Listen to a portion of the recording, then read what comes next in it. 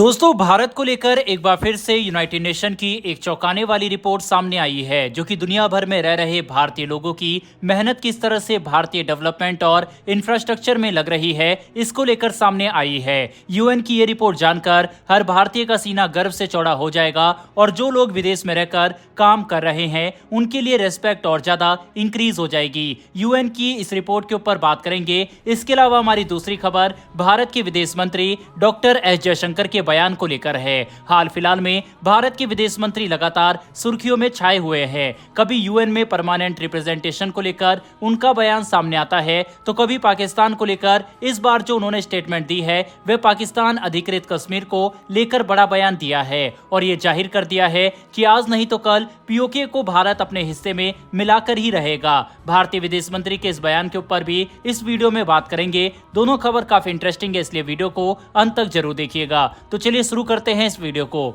दरअसल संयुक्त राष्ट्र की agency International Organization for Migration की एक नई रिपोर्ट आई है, जिसमें बताया गया है कि भारतीय प्रवासियों ने साल 2022 में सबसे ज्यादा पैसे भारत में भेजे हैं। इसे रेमिटेंस कहा जाता है। रेमिटेंस का अर्थ होता है कि जब किसी देश के प्रवासी अपने मूल देश में पैसा भेजता है। मान लीजिए भारत का कोई प्रवासी यानी कि नागरिक अमेरिका से भारत में अपने घर, रिश्तेदार या किसी दोस्त को पैसा भेजता है तो उसे रेमिटेंस कहा जाएगा। इसी को IOM की रिपोर्ट में बताया गया है कि 2022 में भारत को 111 अरब डॉलर से भी अधिक पैसा मिला है और ये दुनिया में नंबर 1 है। इसके अलावा आज से पहले किसी भी एक साल में 100 अरब डॉलर से ज्यादा किसी देश के प्रवासियों ने अपने मूल देश में पैसे नहीं भेजे हैं। भारत ने साल 2022 में रेमिटेंस के रूप में 111 अरब डॉलर से ज्यादा प्राप्त किया। एजेंसी की रिपोर्ट के मुताबिक नंबर 1 पर भारत है, दूसरे नंबर पर मैक्सिको, उसके बाद चीन, फिलीपींस और फिर फ्रांस का नंबर आता है। साल 2010 में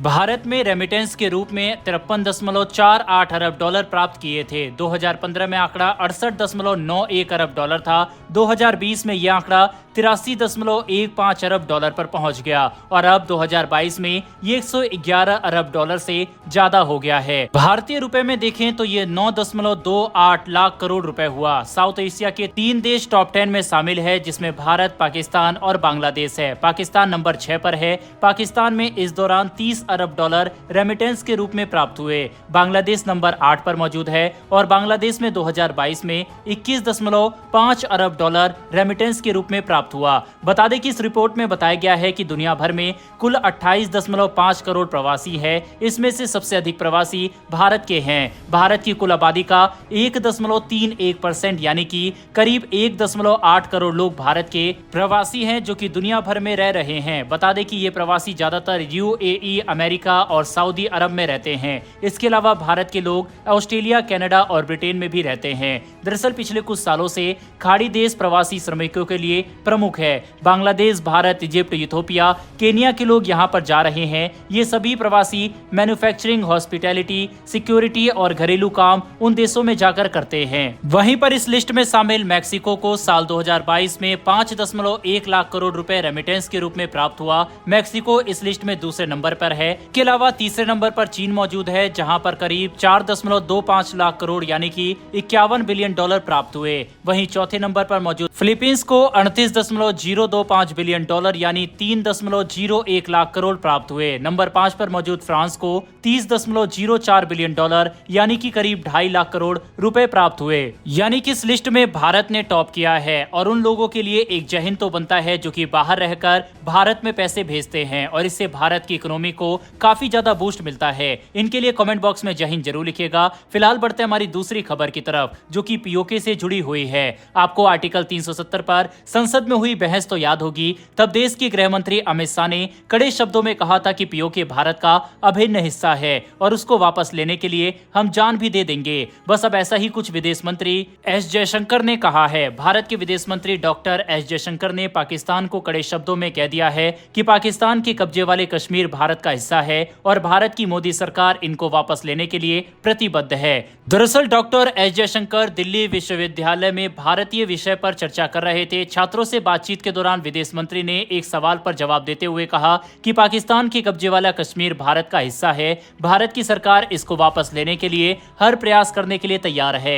साथ ही उन्होंने धारा 370 का भी जिक्र किया। विदेश मंत्री ने कहा कि धारा 370 को लेकर भी लोगों के मन में अलग अलग धारणाएं बनी हुई थी। भारत में तो कुछ लोग ये भी कहते थे कि धारा 370 को हटाना नामुमकिन है, लेकिन 5 अगस्त 2019 को देश की मोदी सरकार ने एक ऐसा कारनामा किया जिसमें दुनिया को चौंका दिया और कश्मीर से आर्टिकल 370 भी हटाया गया। विदेश मंत्री ने इसी बात पर आगे कहा कि पाकिस्तान के कब्जे वाले कश्मीर को लेकर भी देश की संसद में प्रस्ताव है। उन्होंने ये भी कहा कि भारत की सभी राजनीतिक पार्टियों पाकिस्तान के कब्जे वाले कश्मीर को भारत में शामिल करना चाहती है।